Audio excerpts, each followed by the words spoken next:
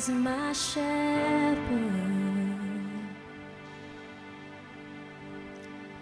He goes before me, defender behind me. I won't fear. I'm filled with anointing.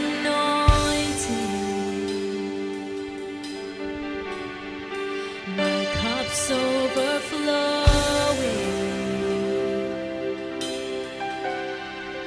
No weapon can harm me. I won't fear.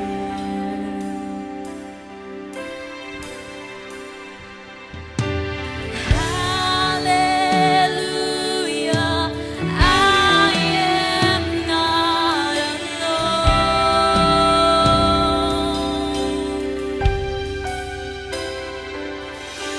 He's my comfort, always hold me close. He always guides me through mountains and valleys. His joy is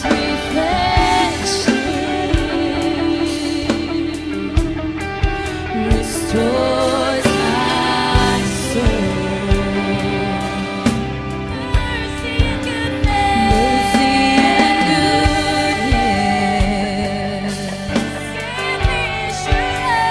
give me assurance that I see His glory.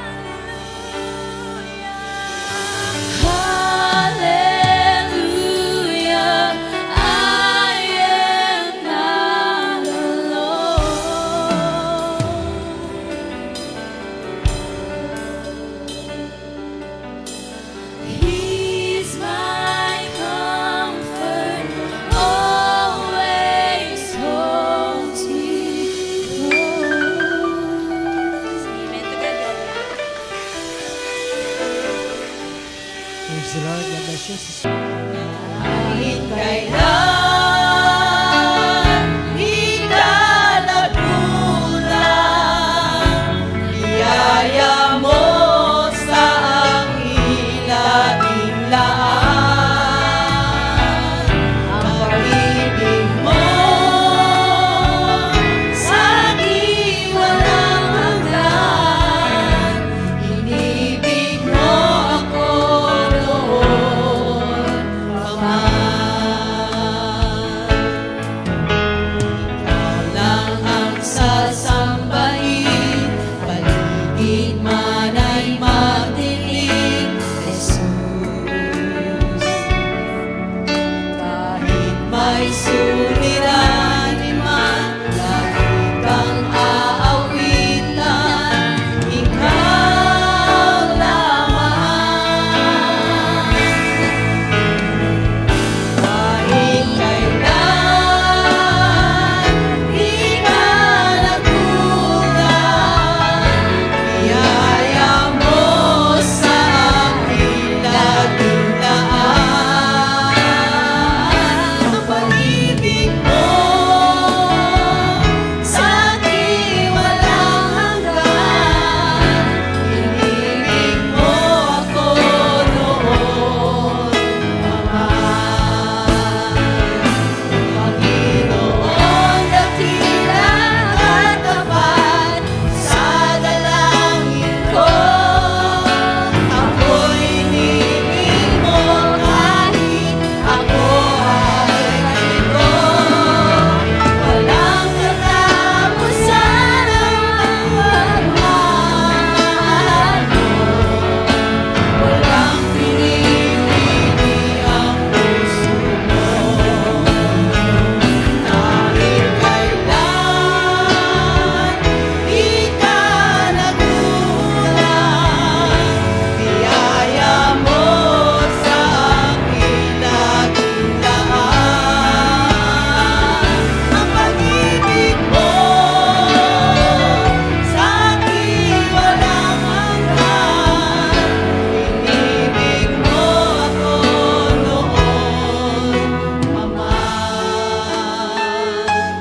Inibig mo ako noon pa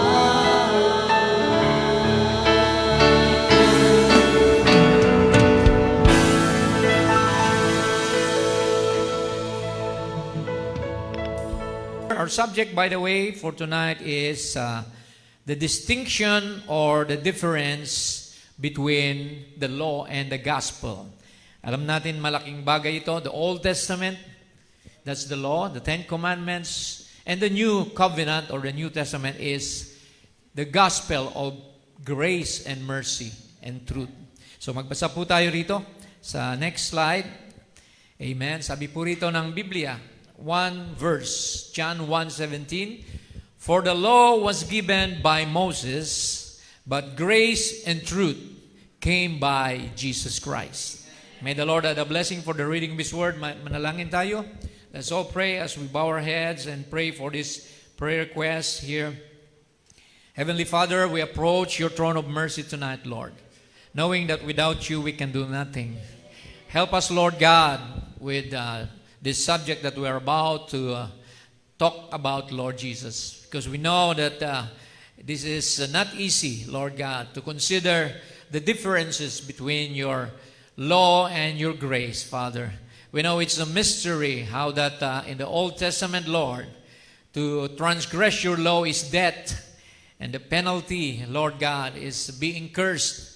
But in the New Testament, it's by grace, Lord, by believing, being forgiven by the blood of Jesus Christ, that no matter, Lord God, what we do, Lord God, there is still mercy while we're still alive. If we confess our sins, you are just and faithful to forgive us our sins. Sa mga nanghihina, Panginoon, Lord, palakasin mo kami, Panginoon, sa gabing ito. Sa mga napapagal, Lord, bigyan mo kami ng kapahingahan. Bigyan mo kami ng blessed assurance tonight, Lord Jesus, through your word, that, Lord, no matter what happens in life, we know, Father God, that you will never leave us nor forsake us. You promise to provide all our need according to your riches and glory. So, Lord, first of all, we ask forgiveness also. We apologize for our sins and mistakes and shortcomings, Lord. Patawarin mo kami at kami po ay iyong, Lord God, linisin, pakabanalin sa gabing ito upang maging bahagi kami ng nobya ni Kristo na nanginginain ng iyong salita na siyang bread of life, ang salita ng Diyos. Thank you, Lord God. We believe, Father, that you said that if we will approach your throne of mercy with humility, Lord God, then we will receive from you mercy and grace. So we claim this all things, Lord God, para sa iyong pangalan, sa iyong kadakilan, Lord God, binabalik namin ang papuri at pagluwalhati in your most precious name alone, in your Son's name, in Jesus' name. Amen and amen. God bless you. You may be seated. Praise God. Amen. So this is our subject for tonight, the difference between the law and the gospel. So this is, I believe, part 2. I have preached this about 5 years ago na, mga kapatid. But the Lord gave me this subject tonight para lalo nating makita ang pagkakaiba ng kautusan at ng biyaya ng Diyos. So we've seen Him in the Old Testament. Next slide, please. We can find that the 10 Commandments were given to Moses. And the Old Testament states that if you obey, you will live. If you obey God's rules and law, you will be blessed. Amen. But if you don't, if you transgress the law, you will be cursed. And death awaits you. For the wages of sin is death. Pero sa bagong tipan, in the New Testament, amen, alam natin, the gospel, which is grace and truth, came by Jesus Christ. In the Old Testament, you are saved by works, by good works. But in the New Testament, we are saved by grace. Not by our own works, but by the work of Jesus Christ at the cross of Calvary.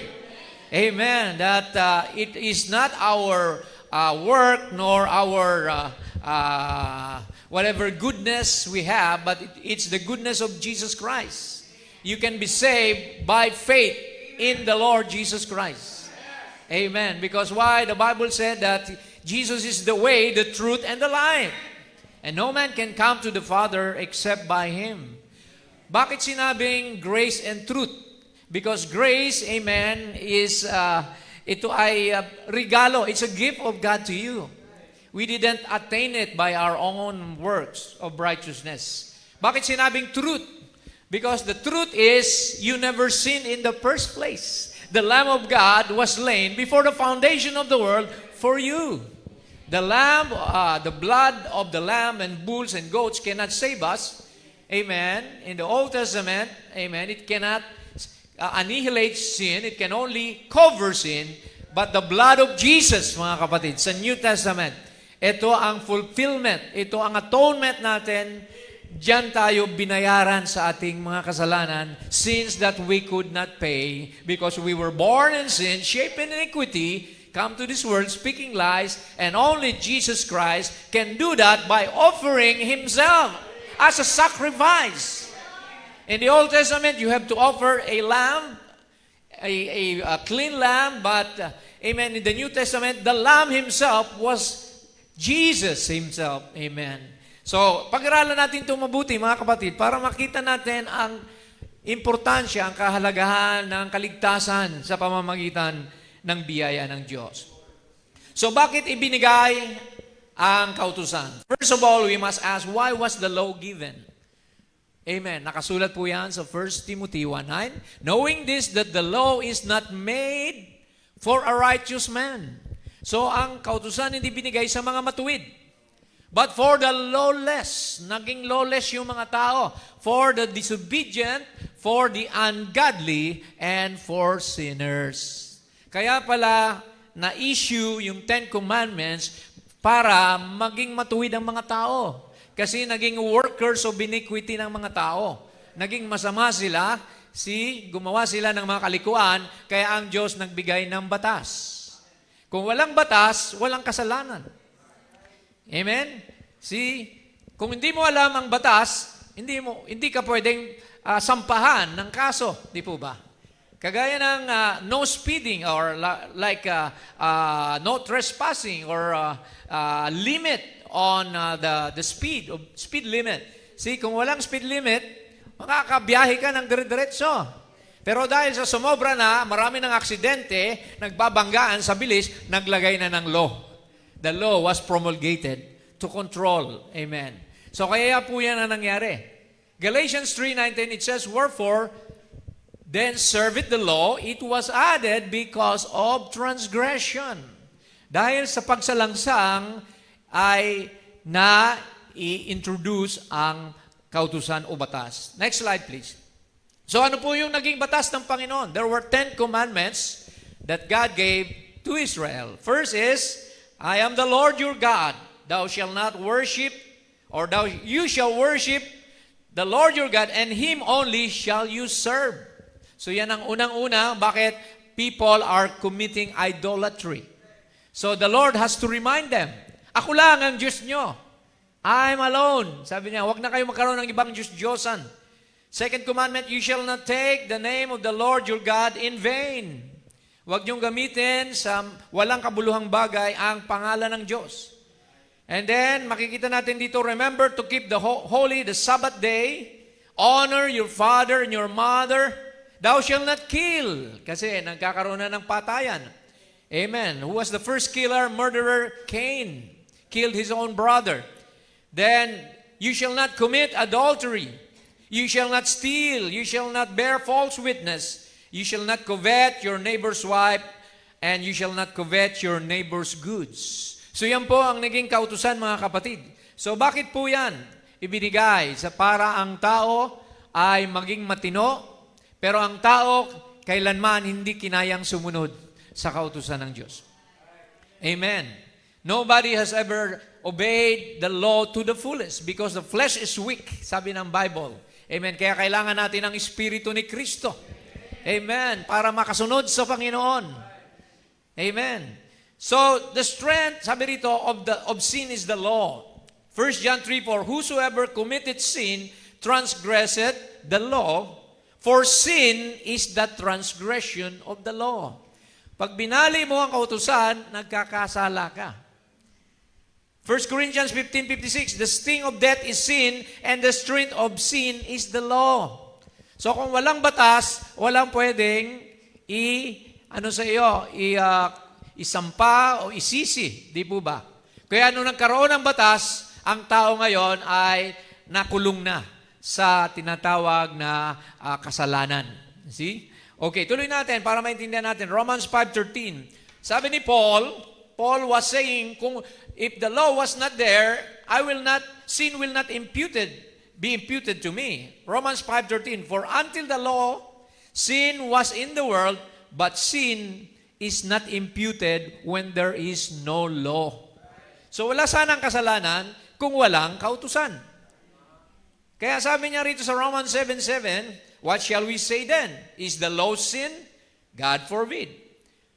Nay, I had not known sin but by the law, for I had not known lust, except the law said, thou shalt not covet thy neighbor's wife. So, kung hindi sinabi ng kautusan na iyan, ay hindi ko sana alam na kasalanan pala yan. Yan ang sabi ni Pablo. But I was alive without the law once, but when the commandment came, sin revived and I died. Ayan. Sa mata ng Diyos, tayo ay makasalanan. Kapag tayo ay hindi tumupad, sumunod sa kahit alinman sa 10 commandments na yon. Kaya anong nangyari? Next slide. Sabi niya, therefore by the deeds of the law, there shall no flesh be justified in His sight, for by the law is the knowledge of sin. So walang aariing ganap ayon sa kautusan dahil sabi rito, ang kautusan ay nagdudulot ng kaalaman patungkol sa kasalanan. Ngayon, may nakasunod ba? Has anyone obeyed the law? Let's read Romans 3:12. 10 to 12 and 23. As it is written, there is none righteous. So kung walang matuwid ni isa, paano tayo makakasunod? Diba? How can we obey? If there is none righteous, no, not one. There is none that understandeth, there is none that seeketh after God. Walang naghahanap sa Diyos. Walang gustong sumunod sa Diyos. Remember Aaron. Aaron was even the one who made the golden calf to be worshipped when Moses was up on the mountain. See? Sabi dito, lahat tayo nahiwalay. They are all gone out of the way. They are together become unprofitable. There is none that doeth good. No, not one. So wala tayong may pagmamalaki kahit sino. Dahil lahat tayo makasalanan sa harapan ng Diyos. Tinubos lamang ng dugo ni Kristo. Amen? For all, 23, all, no exemption, have sinned and come short of the glory of God. Kinapos tayo sa pagsunod sa kalooban ng Diyos. So, nung nakita ito ng Diyos na walang makasunod, David committed adultery. See, Moses killed an Egyptian. Jacob was a deceiver. See, we can see Samson fell for women. So, Abraham lied. So, we can see na wala talagang tao na pwede nating masabi na ito yung tao, ito yung matuwid. Sino lamang? Only Jesus Christ. He is the only righteous one. Walang ibang pwede mag-claim ng para kay Jesus. Kasi siya lamang ang mediator between God and man. Siya lamang ang Savior ng mga sinners. Tayo'y pupunta dyan maya-maya, mga kapatid. Next slide. Death came by Adam. Sabi sa Romans 5:14, nevertheless, death reigned from Adam to Moses. Ang kamatayan umiral mula kay Adan hanggang kay Moses, even over them that had not sinned. Kahit hindi nagkasala, nadamay tayong lahat. After the similitude of Adam's transgression. Because why? Parents natin, si Adam and Eve. Who is the figure of him that was to come? Romans 5:18, therefore, as by the offense of one, that's Adam, judgment came upon all men to condemnation. Lahat tayo ay kapahamakan ang bagsak natin. Pinapanganak ka pa lang, naghihintay na sa iyo ang kamatayan, ang impyerno. Lahat tayo hopeless. Even so, by the righteousness of one, sino yun? Jesus Christ. The free gift, ang libreng handog o kaloob ay binigay sa atin, came upon all man unto what? Justification of life. Justification, pag-aaring ganap sa atin. So, hindi tayo karapat-dapat, pero inaring ganap tayo. We were justified by the blood of the Lord. Amen. We have been sanctified. Amen. Justified. Amen. And now glorified in His presence because of the blood of Jesus. Tuloy natin. So makikita natin yan sa Romans 5:17. The gift of righteousness by our Lord Jesus Christ. For if by one man's offense, that's Adam, death reigned by one, much more they which receive abundance of grace and of the gift of righteousness shall reign in life by one, Jesus Christ. Because why? Basahin nyo sa Romans 10:4, for Christ is the end of the law. Sa Kanya natapos yung kautusan. Jesus said, I did not come to break the law, but to fulfill it. Siya na ang sumunod sa kautusan niya, parang sino mang manampalataya sa Kanya ay nakasunod na. Praise the Lord. Hallelujah. Amen. Siya na ang napako. Siya na ang naparusahan. Siya na ang namatay para sa ating, amen, kaligtasan, mga kapatid. Nakipagpalit siya. Hallelujah. Amen. See, Christ is the end of the law for righteousness to everyone that believeth. Kaya napaka-importante yung faith. For without faith, it is impossible to please God. Faith in Jesus Christ is the one thing that will save us. Amen. Hebrews 10:4-6. Tingnan nyo. Hindi pumasa yung mga dugo ng hayop. For it is not possible that the blood of bulls and of goats should take away sins. Wherefore, when He cometh into the world, He said, sacrifice and offering thou wouldst not. Nung dumating daw sa mundo ang Panginoon, ayaw na niya ng mga sakripisyo na makatao.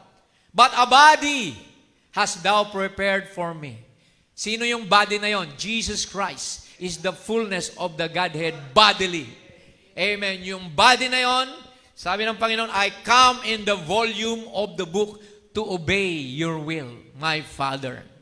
See, a body hast thou prepared me in burnt offerings and sacrifices, for sin thou hast had no pleasure. So makikita natin yan sa next slide. Sa Jeremiah, a new covenant was introduced. When God saw that no man can obey to the fullest the law, sabi ng Panginoon through Jeremiah 31:33, but this shall be the covenant that I will make with the house of Israel.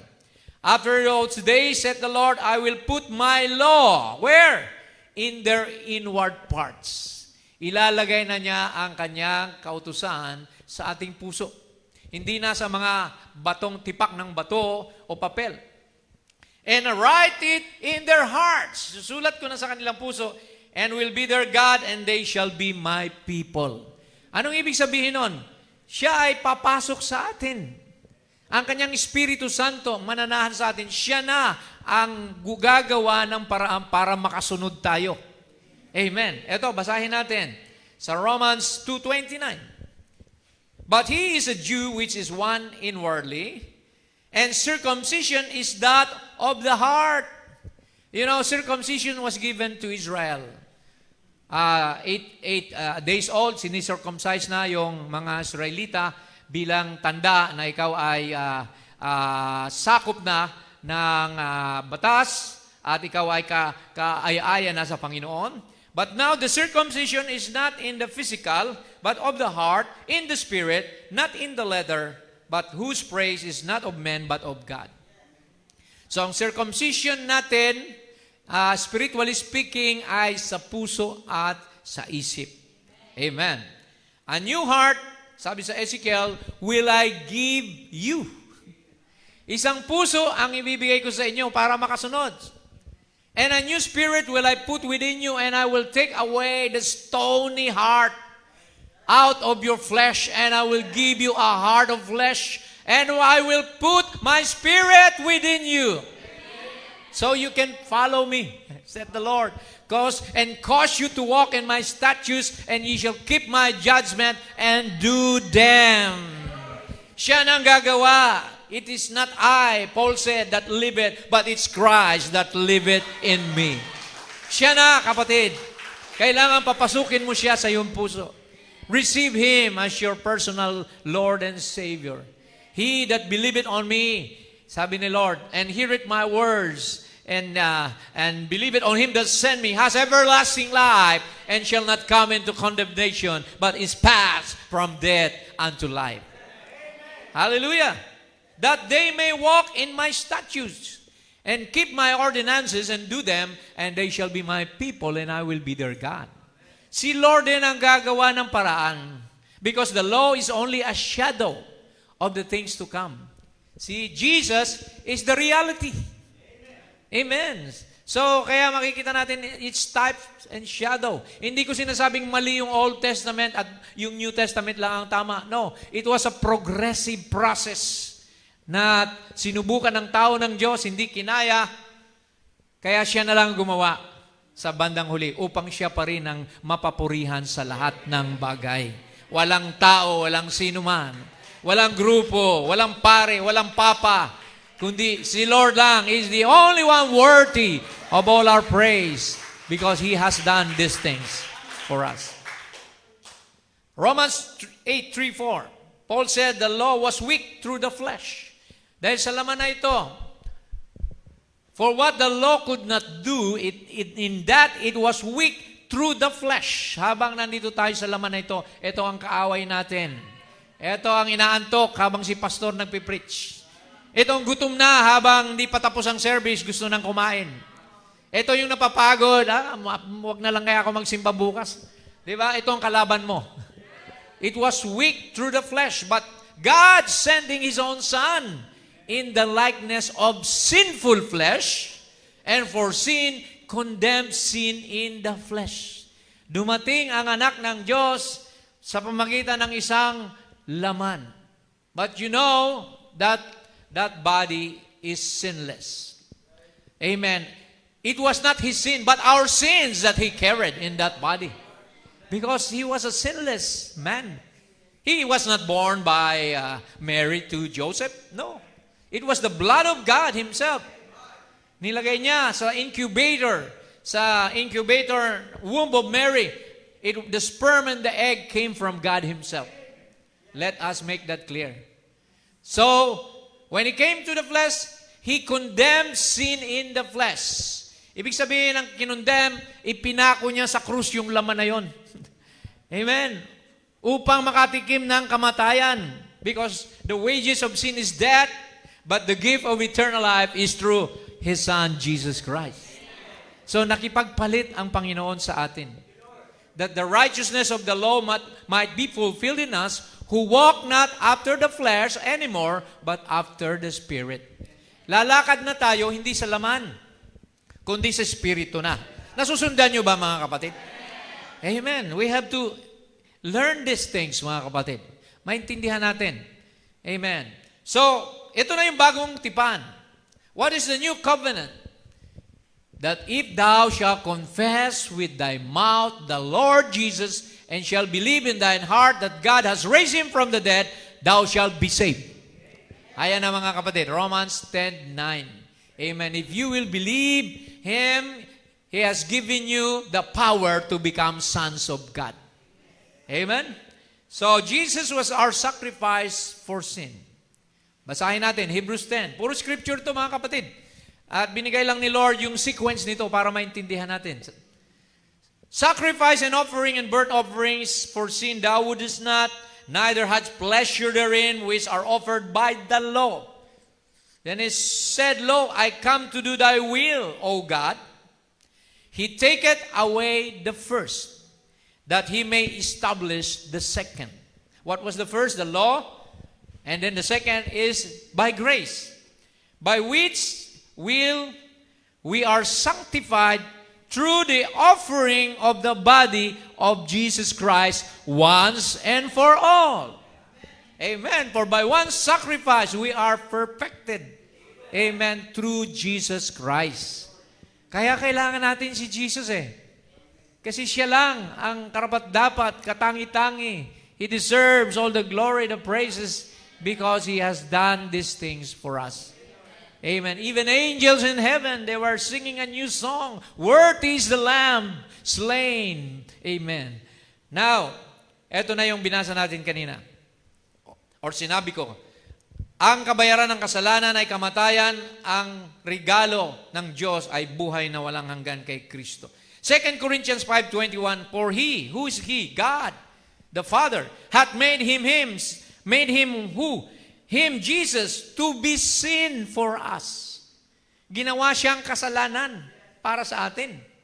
Who knew no sin, na walang alam sa kasalanan, that we might be made the righteousness of God, where? In Him. Not in the church, not in the denomination, in Christ. To know Him is life. Kay Kristo tayo, mga kapatid. Kaya we give Him always the praise, the honor, because He deserves it. Siya naghirap para sa atin. Amen. Siyang pinarusahan para sa atin. Alang-alang sa ating kaligtasan. Eto na, Romans 5. Pinakita ng Diyos ang kanyang pag-ibig. But God commended His love toward us in that while we were yet sinners, habang tayo makasalanan pa, Christ died for us. Hallelujah. Namatay si Kristo para sa atin. And much more than, being now justified by what? By His blood, we shall be what? Saved from wrath through Him. Hallelujah. Palakpakan natin ang Panginoon. Hindi na tayo parurusahan dahil sa Kanya. Hallelujah. Hindi ka na tinuturing na makasalanan sa harapan ng Diyos. Bakit? May nagbayad na. He purchased our salvation. He paid a price. Kinakanta natin yan, mga kapatid. Amen. Next slide. So Jesus, sabi ni prophet, was the fulfillment of everything. Let's read from the masterpiece. And when God, by the prophets, and under the law, condemned us to sin, and the law has no grace, it only tells you are a sinner. Yung 10 kautusan, sinasabi lang lagi niyan, makasalanan ka. Hindi mo sinusunod ang mga ito. But when Jesus came on the scene, He was the fulfillment. He was the fulfillment of everything God had promised. He was the perfect, identical image of the promise. Therefore, all promises of the Old Testament was met in Jesus Christ. Glory to God. It couldn't be met in Moses. It couldn't be met in any of the prophets. But it was met in the masterpiece. Hallelujah. Jesus is the masterpiece of God. Glory to Jesus. Amen. At alam niyo yung masterpiece? Barbanam spoke about Michelangelo when he had made this sculpture of Moses. Napakatotoo, napakatunay, na parabagang si Moses na he strike it at nagkaroon ng galos dito sa tuhod. Dahil yung pait niya, ginanon niya, Moses speak! Akala niya, totoo na si Moses. Sabi niya, magsalita ka na, Moses. Kaya merong kwan dito, galos o parang tipak yung sculpture na yun. Iyon ang masterpiece. Kasi talagang nawala na siya sa kanyang, tawag dito, bait. Akala niya, kaharap na niya si Moses. At sabi ni prophet, ang masterpiece ng Diyos, si Jesus Christ. Tinusok din siya sa tagiliran, mga kapatid. Hallelujah. That was the masterpiece when blood came out. Amen. Nalaglag sa lupa upang bayaran, tubusin lahat ng mga binhi mula, amen, mula sa panahon ni Adan hanggang sa panahon ng end of the time. He paid the price for all mankind. Hallelujah. Thank you. That's the masterpiece of God. Amen. At ngayon, ikaw na ang masterpiece niya. Pag tinanggap mo itong mensahe, ang kanyang salita, ang kanyang ebanghelyo, you become God's masterpieces as well. Amen. So makikita natin dito, Jesus is the propitiation. Ano ba ang Tagalog ng propitiation? Pampalubag loob. Pagkagalit ka sa isang tao, pagka binigyan ka ng regalo, inamu-amo ka, humingi ng sorry, pampalubag loob yun. Di ba? Bumabait ka na, napapatawad mo na siya. Si Jesus, ganun din. Siya yung pampalubag loob ng Diyos. Natuwa ang Diyos na pinaslang niya. Nasa Isaiah 53 dyan. 53 yan, mababasa nyo. It pleased the Father to slay His own Son. Hindi dahil sa sadista ang Diyos. No. Inislay niya yung Son niya para tayong lahat ay maligtas. Doon siya natuwa na mapapatawad ko na kayo dahil dito sa aking bugtong na anak. Siya na ang hinampas, siya ng pinalo, siya ng pinako sa krus, siya ng kinurunahan ng tinik, siya ng nagbuhat na napakabigat na krus. See? Kaya sabi rito, herein is love. That's the love of God. Pag-ibig ng Diyos sa iyo. Not that we love God, hindi tayo umibig sa Kanya, but that He loved us and sent His Son to be the propitiation for our sin. Being justified freely by His grace through the redemption. So saan naroon ang redemption?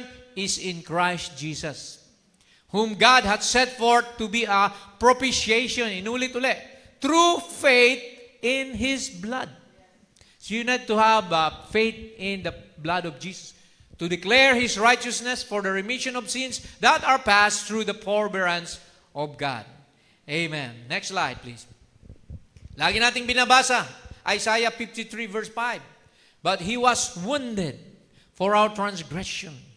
He was bruised for our iniquities. The chastisement of our peace was upon Him. And with His stripes, we are healed. Sa latay ni Jesus, pinagaling na niya tayo. Hindi ka ba nagpapasalamat, kapatid? Amen? Pinagaling ka na niya. Pinatawad ka na niya. Mahal ka ng Diyos. Amen. Romans 8:2, for the law of the Spirit of life in Christ Jesus hath what? Made me free from the law of sin and death. Glory! Hallelujah! He made me free from the law of sin and death. Malaya na tayo. Amen. He that is born of God does not commit sin, for the seed of God remaineth in him. Di ba? Once you're born again, sabi ni Jesus, except a man be born again, he cannot enter into the kingdom of God. So kinakailangan mo magsisi, amen, magpabautismo sa pangalan niya, hanggang matanggap mo ang kapatawaran, matanggap mo ang Espiritu Santo, then you are a candidate for the rapture. Amen. Wala nang kamatayan pa ang isang Kristiyano. Amen. No more death to a Christian. See? Jesus said, though you were dead, yet you shall live again. And he that believeth on me shall no longer die. Amen. I am the resurrection and the life. Di ba sabi ni Lord yan? Amen. So what is the gospel now? Next slide. Alam na natin ang law. The law will only put you in prison, but the gospel will free you out of prison by grace. Hallelujah. 2 Thessalonians 2:14, whereunto He called you by our gospel to the obtaining of the glory of our Lord Jesus Christ. Hindi ka lang pinatawad, isasama ka pa niya sa glory. Amen.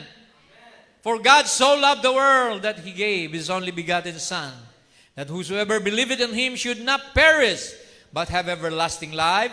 For God sent not His Son into the world to condemn the world, but that the world through Him might be saved. Amen. That's the scripture, mga kapatid. Hallelujah. Now, what did Jesus do to give us salvation? Napakalinaw, mga kapatid. Galatians 3:13. Christ hath redeemed us from the curse of the law. Tayo tinubos mula sa sumpa ng kautusan, being made a curse for us. Siya na yung naging curse. Siya na yung na-curse para sa atin. For it is written, cursed is everyone that hangeth on a tree. Grabe mga kapatid, ang ginawa ng ating Panginoon. So we must always remember Calvary every day of our life. Amen. We are saved by grace. Sabi sa Ephesians 2:4-9. But God, who is rich in mercy, mayaman sa habag, for His great love wherewith He loved us, even when we were dead in sin, hath quickened us together with Christ. By grace ye are saved. And hath raised us up together. Ngayon, ikaw ay binago na. You've been transformed. You have been regenerated. You have been converted. Amen.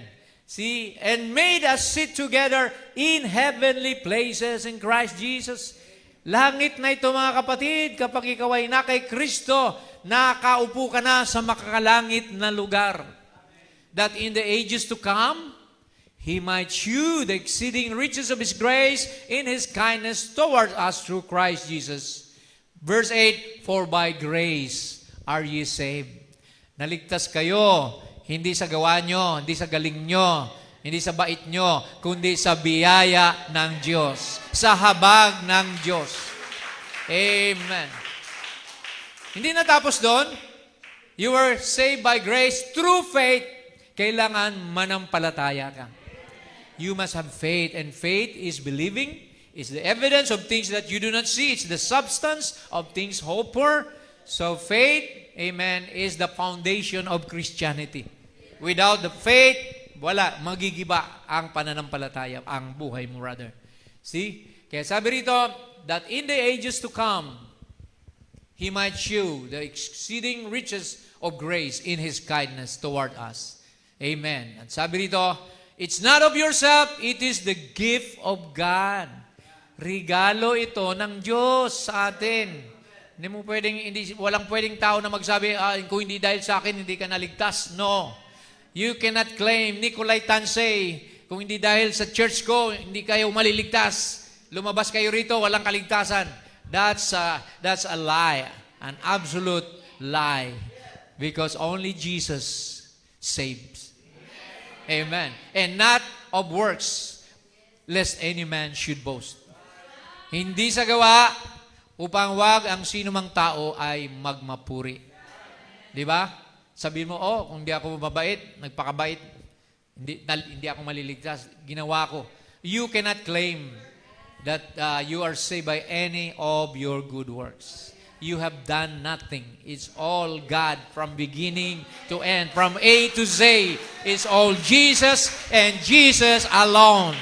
He's the one walking in the midst of the candlesticks. Amen. Sa buong 7 church ages, siya yung naglalakad sa gitna ng 7 kapanahonan ng iglesia. So what is the gospel? It's the record that God hath given unto us eternal life. 1 John 5:11, 12. And this life is in His Son. Nasaan ang eternal life? Nasa anak ng Diyos. He that hath the Son hath the life. And he that hath not the Son of God hath not the life. So be sure na tinanggap mo si Jesus sa iyong puso.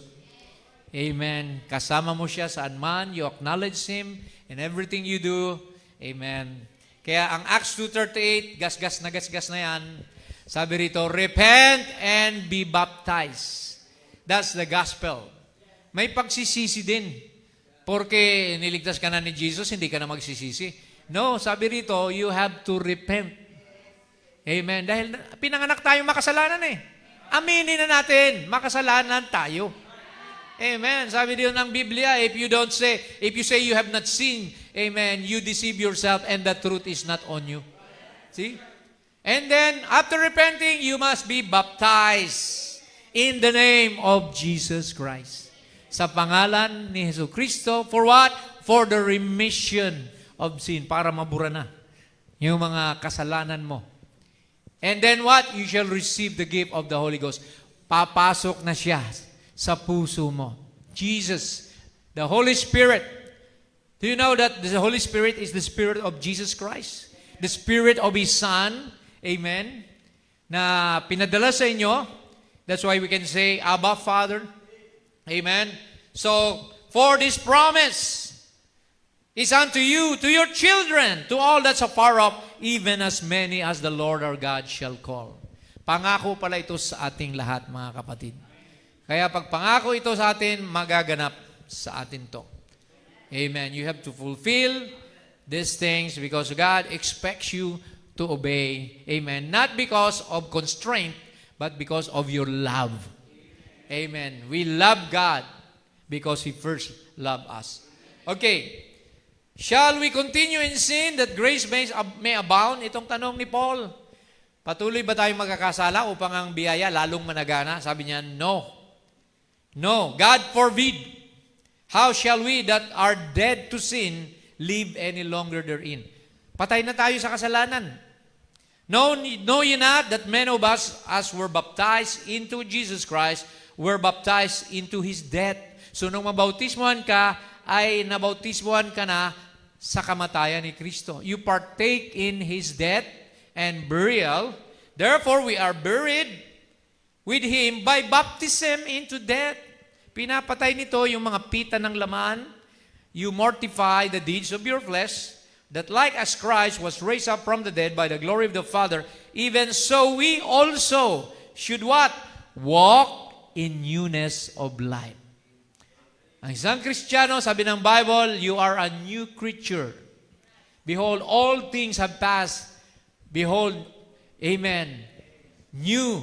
You're a new creature in Christ Jesus. Bagong nilalang ka na kay Kristo. Kaya hindi ka na naglalakad.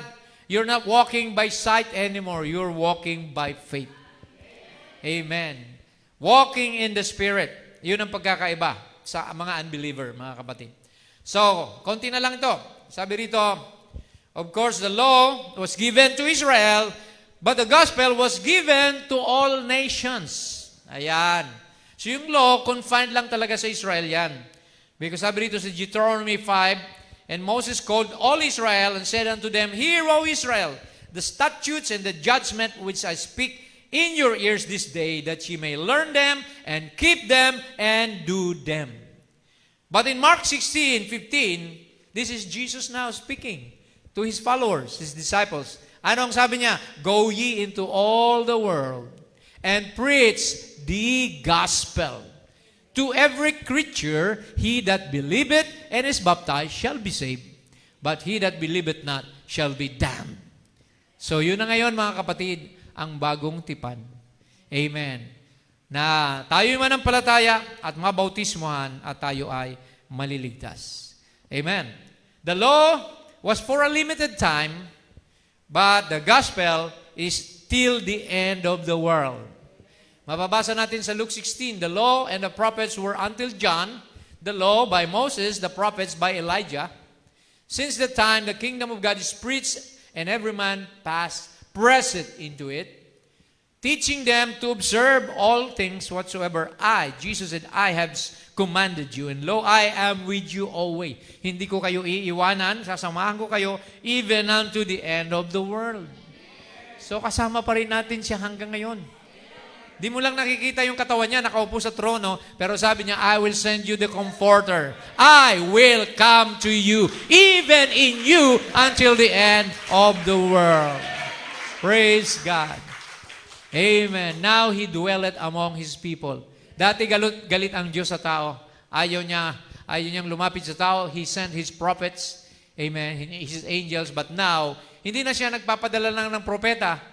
May fivefold ministry at siya mismo ay nandyan na sa inyo to confirm, amen, the word that is being preached here with an amen. Sabi ng prophet, hindi na ikaw ang nag-amen. Sino yan? Yung Holy Spirit na nandyan sa loob mo, siya nag-amen sa kanyang salita. Praise the Lord. That's the mystery of godliness. Amen. God in Christ, Christ in the bride. Amen. The threefold purpose of God. Now, the law made nothing perfect, but the gospel will bring us into perfection. Praise the Lord. Hebrews 7:19, for the law made nothing perfect, but the bringing in of a better hope lang, by the which we draw nigh unto God. But in Hebrews 13:20-21, sabi rito, the God of peace that brought again from the dead our Lord Jesus, that great shepherd of the sheep through the blood of the everlasting covenant, make you perfect in every good work to do His will. So ang perfection na kay Jesus. Ang perfection nasa New Testament. Kaya nga ang Israel, when they crucified Jesus, see, they were blinded for our sake. See, kumuha siya ng nobya. Jesus took a bride from the Gentiles. And Israel will just be our servants, our eunuchs, and attendants to the bride. Amen? See, kita nyo yung position nyo. In the law, sins are still remembered. But in the gospel, sins are forgiven and annihilated. Amen. And see, Hebrews 10:3, but in those sacrifices, there is still a remembrance of sin made every year. Taon-taon sila nag-offer, pero yung kasalanan, taon-taon din silang gumagawa ng kasalanan. Pero dito kay Lord, for I will be merciful to their unrighteousness, and their sins and their iniquities will I remember no more. Hebrews 8:12. He has thrown our sins in the sea of God's forgetfulness.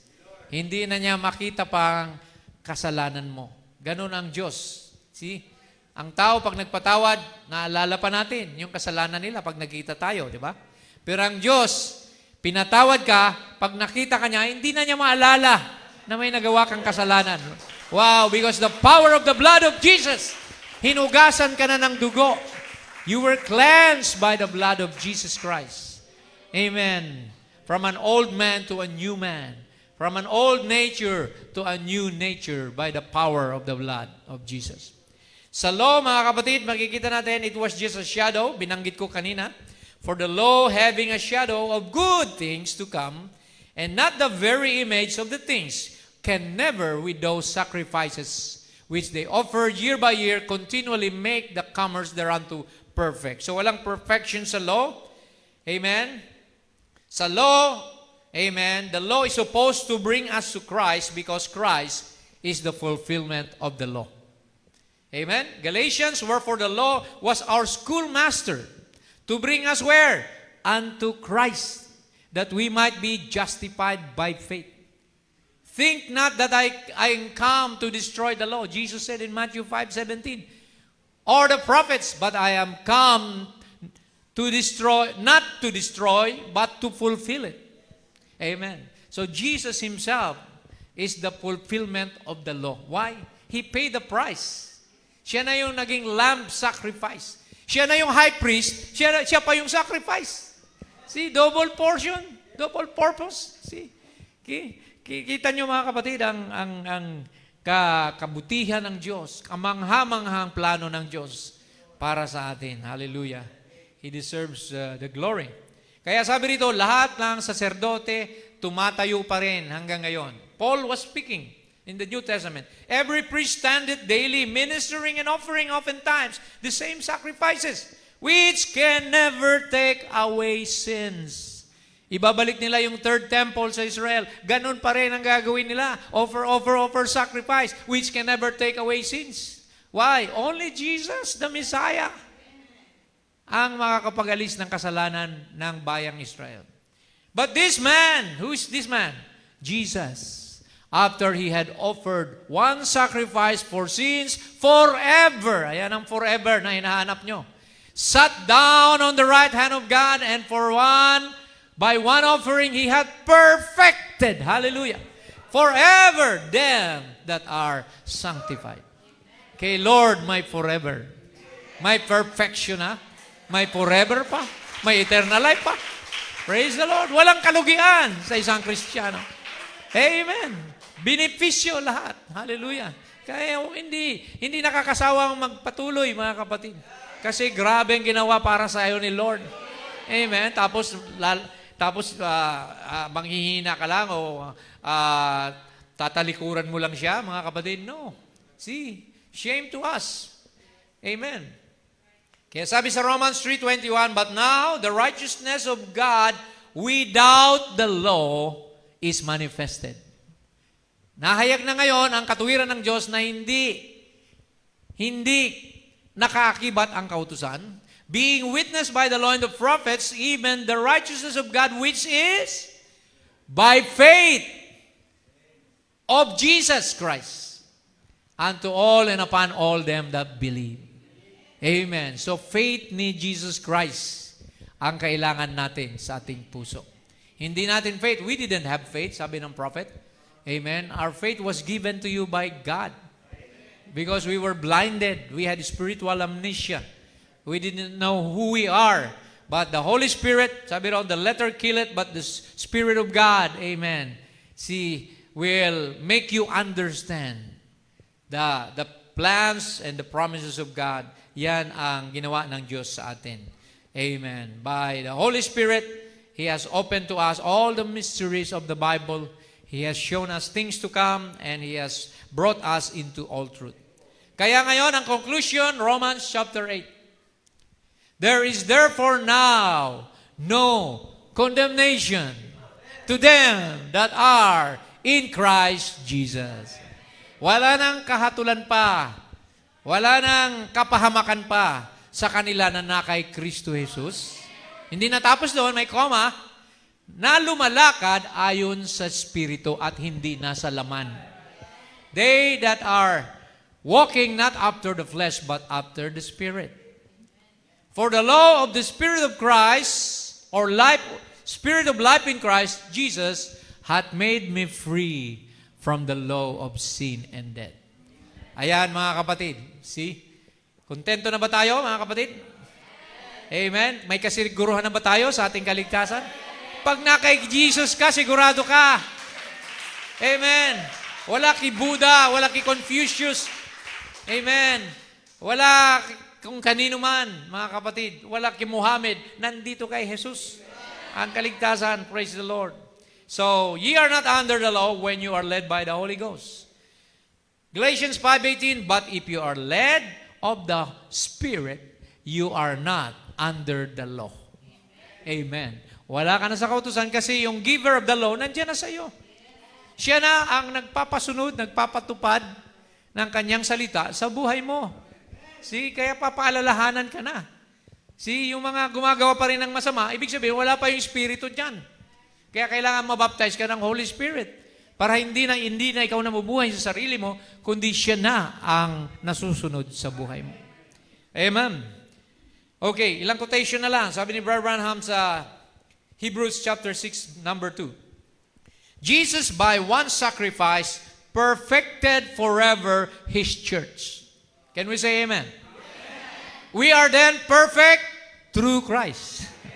Praise the Lord. Perfect na pala tayo kung na kay Kristo ka. And we are free from judgment through Christ. Wala nang impyerno, wala nang kahatulan para sa atin, wala nang tribulation. Rapture tayo, mga kapatid. We are free from judgment through Christ. We shall never die Through Christ. Kaya Kristiyano, wala nang takot mamatay. Lord, kung kukunin mo na ako, mas mabuti, promotion yan. Lilipat ka na dun sa langit, sa pinanggalingan mo. See? We have lost death and found life through Christ. Not through any church, hindi ito pagsali. Not through any denomination. Not through any fantastic. Not through speaking in tongues. Not through shouting. Not through shaking. Not through dancing in the Spirit. But by grace. By grace, sa biyaya ni Lord, lahat ng ito. Ang buhay natin, biyaya lang ito ni Lord. Hindi ka nabangga, hindi ka na-aksidente, hindi ka nagkasakit. Biyaya ni Lord. May pera ka ngayon, may trabaho ka. Biyaya ni Lord. May pamilya ka. May baby kang parating. Biyaya ni Lord yan. Amen. Praise the Lord. Lahat ng tinatamasa natin, biyaya ng Panginoon yan sa atin. Pabor ni Lord. Amen. Hindi natin tinamuyan dahil sa ating sariling galing. Amen. Sabi ni Jesus, for without me, you can do nothing. Amen. Siya lahat ang gumagawa nito. Amen. Kaya hindi kayo dapat malungkot. Huwag tayong sumimangot. Kinanta pa lang natin kanina, hindi ka nagkulang, di ba? Sa ating buhay, hindi nagkukulang ang Diyos. God is always on time. Pag nakikita niyang malalaglag ka na, sasaluhin ka na niya. Amen. Praise the Lord. Parang agila. Na pag nalaglag yung inakay, sasaluhin na naman niya, bibitawan na naman niya doon sa taas para matutong lumipad. Pag babagsak na naman, sasaluhin na naman niya. Amen. Alam ng Diyos ang pinagdadaanan natin. God knows your needs. And He said, I will never forsake you. Magtiwala lang kayo. Now, sabi rito, how can judge a man that's perfectly, totally sinless? Paano ka pahatulan ng Diyos? Kung perfect ka na, sinless ka pa. Because of the blood of Jesus. Sabi niya, there's no such person na pwedeng humatol. Every born-again believer, listen, true believer is perfectly, absolutely sinless before God. Tindi ng prophet, mga kapatid. Kung yan, statement niya ng prophet. He is not trusting in His work. Hindi tayo nagtitiwala sa gawa natin. Amen. In the blood of Jesus, that is His confession, has dropped into. The Bible says, so he that is born of God does not commit unbelief or sin. For he cannot sin, 1 John 3:9. How can you make a man a sinner when the bleach of the blood of Jesus Christ is between him and God? May bleach, may Clorox na naglilinis sa iyo pag nagkasala ka, Lord, forgive me, hindi ko sinasadya. Ang Clorox, apply na naman sa iyo ng Panginoon. Amen. Continually cleansing us. Jesus said, be ye therefore perfect, even as your Father's in heaven is perfect. And how could we even start the thought of being perfect? Sa ating isip, di natin kayang maging perfect. But Jesus required it. And if Jesus required it, He has got to make a way for it. And He has. How? By His own blood. Praise the Lord. Amen. Nothing but the blood of Jesus. Amen. Kaya, kailangan natin palagi yan, mga kapatid.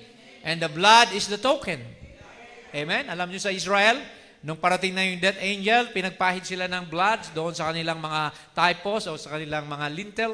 See, the same thing today, sabi ng prophet, the chemistry of the blood, see, the blood has now, the token has now become the Holy Spirit. Amen. Dahil hindi na tayo babalik doon sa Calvary para hanapin yung dugo ni Kristo doon. No, kailangan na natin yung Holy Ghost. Because the token now is the Holy Spirit. Amen. Praise the Lord. Now, Galatians 2:16. Knowing now that a man is not justified by the works of the law. So, hindi ka naaaring ganap sa pagsunod. Although hindi masama ang sumunod, pero sabi rito, hindi na yan. But by the faith of Jesus Christ. Kung nasa iyo na yung faith ni Jesus, yun ang tinitingnan ni Lord. See, Jesus said, the works that I do, you shall do also.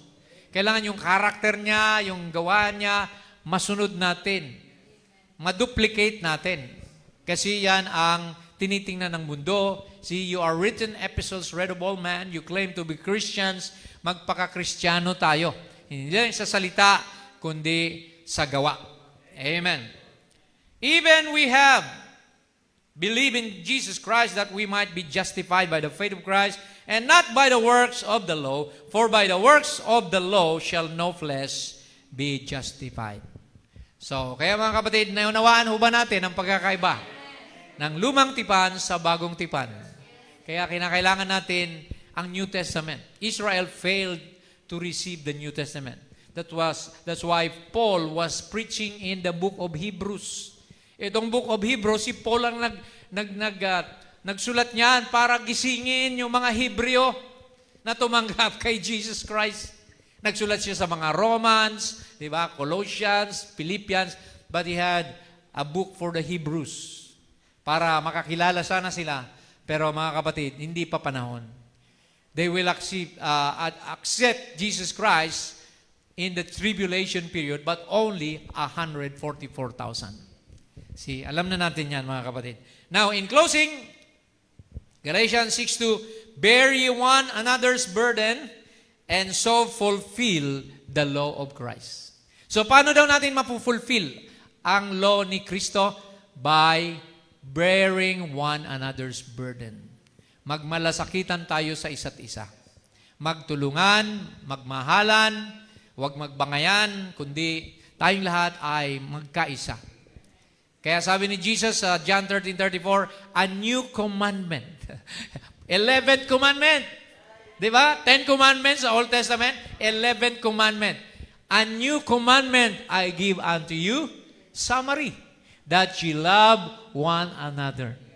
Summary ng 10 commandments. Because if you love one another, you will not steal, you will not kill, you will not commit adultery. Lahat na lang love, mga kapatid. That ye love one another as I have loved you, that ye also love one another. So love is the capstone, mga kapatid, ng Kristiyano. Kung wala kang love, kahit magaling ka pang mag-memorize ng mga verses, lahat ng quotes ni prophet, i-memorize mo, pero wala kang love, basagulero ka pa rin, mainitin pa rin ang ulo mo. See, kailangan dito ang pag-ibig. Yan ang 11th commandment. By this, by what? By love, shall all men know that ye are indeed my disciples. If ye memorize the Bible, if ye attend church all the time, although those are good, but if ye love or ye have love one to another. Hallelujah! Yan ang final evidence na ikaw ay Kristiyanong totoo, kapatid. Kung kaya mong mahalin kahit kaaway mo. Amen. Kung ako kaaway mo, dapat mahalin mo ako eh. Kasi sabi ni Lord, love your enemies eh. Di ba? Pag-pray mo pa ako, di ba? Pray for those who persecute you. Amen. Antayin mo pa bang maging kaaway mo ako para mahalin mo ako? No! Ngayon pa lang, magmahalan na tayo. We are all message believers. We are Christians. Amen. Let's show the commandment of Jesus. Amen. Apparently, clearly, transparently to everyone of us. So God bless you sa gabing ito. Dito tayo nagtatapos. At sana po ay natuto tayo. Amen. Naunawaan natin ang plano ng Diyos from Old Testament to the New Testament. Lumayo tayo, mga kapatid. Hallelujah. And let's sing that song, Nothing But the Blood of Jesus. What can wash away my sin? Nothing but the blood of Jesus.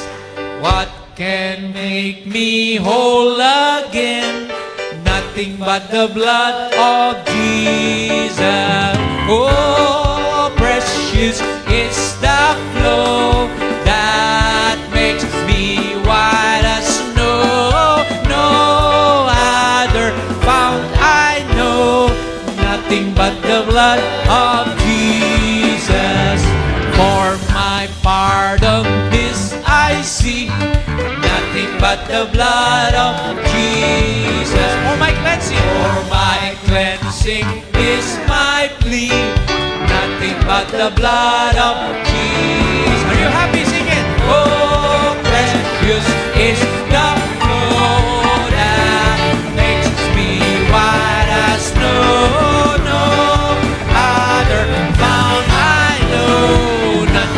the blood